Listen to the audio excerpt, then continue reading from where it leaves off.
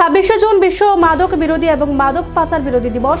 এই দিবসকে কেন্দ্র করে বুধবার আমবাসা মহকুমা অন্তর্গত লালচুরি এলাকায় গড়ে ওঠা রিহ্যাবিলিটেশন সেন্টার দ্বীপ ফাউন্ডেশনের উদ্যোগে আয়োজন করা হয় এক অনুষ্ঠানের মুখ্য উদ্দেশ্য হচ্ছে এই দিনটিকে নিয়ে সমাজের সকল স্তরের মধ্যে সচেতনতা গড়ে তোলা। দ্বীপ ফাউন্ডেশন যারা নেশায় আসক্ত তাদেরকে স্বাভাবিক সুস্থ জীবনে ফিরিয়ে আনতে কাজ করে চলেছে।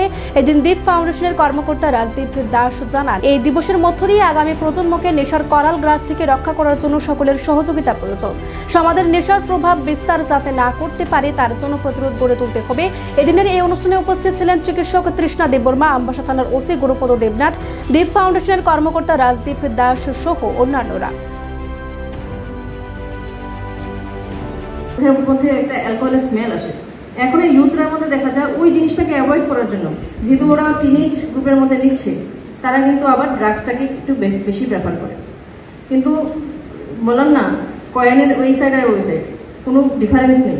অ্যালকোহলই বলুন, হেরোইনই বলুন, লং টার্মে যে কোনো নেশা করলেই সেটার লং টার্ম এফেক্ট থাকে। যারা ড্রাগস নেয় তারা সচরাচর জেনে থাকো যে কেউ একজন যদি হেরোইন আজকে নিয়েছে, তার কিন্তু টেন্ডেন্সি নেক্সট ডে থেকে ওদের প্রতি একটা এডিকশনের একটা প্রবণতা থাকে। তার মানে হচ্ছে যে যদি কেউ আজকে নিচ্ছে, কালকে থেকে ওটার প্রতি একটা ক্রেভিং ডেভেলপ হয়, ওটার প্রতি প্রচন্ড ইচ্ছা ডেভেলপ হয়ে যায় ওইটাকে নিয়ে আসে। তাই আমরা ওকে বলি হার্ড ড্রাগস, ড্রাগসকে আমরা বলি হার্ড ড্রাগস।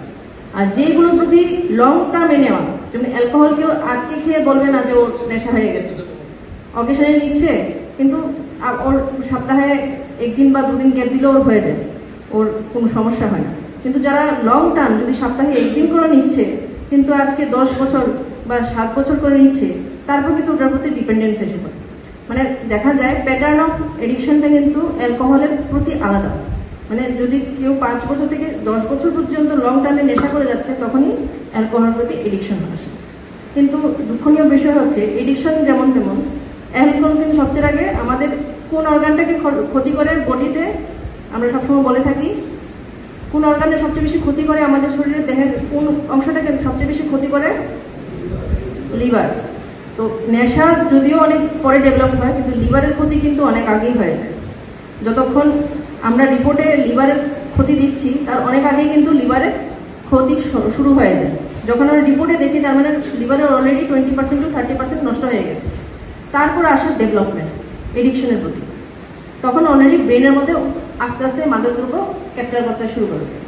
সেটা হচ্ছে অ্যালকোহলের প্যাটার্ন। আর হেরোইনের যে প্যাটার্নগুলো, তোমরা তো অনেকজনই এখানে, আমি যত পেশেন্ট ভুগি তার মধ্যে দেখা যায় এডিকশনে যারা জড়িত ছেলে মেয়েরা, একদম কম বয়সের ছেলেরা যা আছে, ওরা ম্যাক্সিমামই হেরোইন বা ব্রাউন সুগারের প্রতি এডিক্টেড। যেহেতু আমি প্রথমে বললাম এটা একটা হার্ড ড্রাগ, তো যারা হেরোইন নিচ্ছে ওদের কিন্তু আবার অ্যালকোহলের প্রতি এডিকশনের প্রবণতাটা কম থাকে, যেহেতু সেটা ড্রাগের প্যাটার্নটা আলাদা এডিকশন করার, আর হেরোইনের এডিকশন করার প্যাটার্নটা আলাদা। কিন্তু দুটার মধ্যে কিন্তু উইথড্রল সিমটমস হয়। ইনটক্সিকেশন কোন সময় বলি? যখন আমরা নেশাটা নিচ্ছি, আর যখন লং টার্ম নেওয়ার ফলে ওইটার প্রতি শরীরের মধ্যে একটা ডিফিসিয়েন্সি শুরু হয়ে যায়, ওইটাকে আমরা বলি উইথড্রল। উইথড্রল আবার অ্যালকোহলের প্রতি আলাদা থাকে, হেরোইনের প্রতি আলাদা থাকে। যাদের হেরোইনের নেশা থাকে ওরা বলে প্রচন্ড শারীরিকভাবে মানসিকভাবে ওইটার প্রতি উইথড্রল সিমটম শুরু হয়ে যায়। যারা কেউ এখানে টার্ম ইউজ করে সাফারিং হচ্ছে, সাফারিং জিনিসটা আর কিছুই নয়, ওই ড্রাগসটা যখন বডিতে কম হয়ে যায়, ওই সময়টাতে আমরা খুব প্রচন্ড পরিমাণে বডিতে উইথড্রল সিমটমস ফিল। সেটাতে আমরা অনেক কিছু টার্ম ইউজ করা হয়, যেমন আমরা বলি